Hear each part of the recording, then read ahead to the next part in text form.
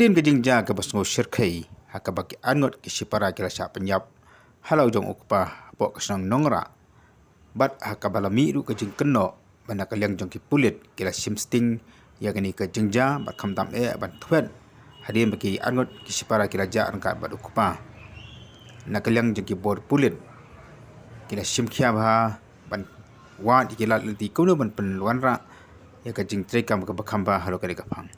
Dangshan nak kalian cakap terat Pulit kelap pelong ya kejalang dan ika coordination committee haka baludan ki hea Pulit nang ta ki hea jong ki commission badi pe ki kentai badi ki kena pakam juru ki kenhuan badi ki sang ki batrai na mata ka hok jong ki kentai la pelong ya kan ika jalang banyamir jengmut kumno ban penha susu ya ka jeng Treikam jong ki Pulit haka bidai bad ki domestic violence lan di ketika Jingshah leben jong ki kentai bad ki kena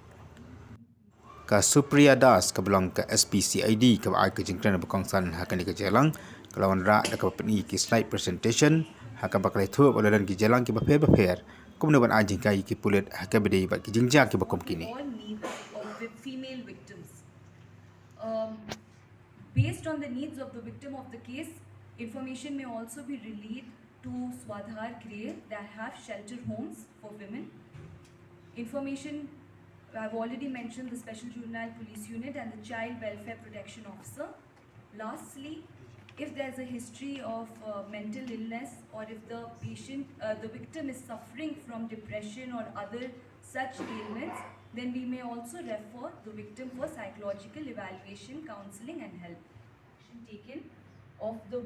for the help of the victim. Such reports should be immediately be sent to the Meghalaya State Commission for Women if it's a adult female victim, or the Meghalaya State Commission for Protection of Child Rights in case of minor victims, as soon as it comes to the notice of the Superintendent of Police of the district. Certain do's and don'ts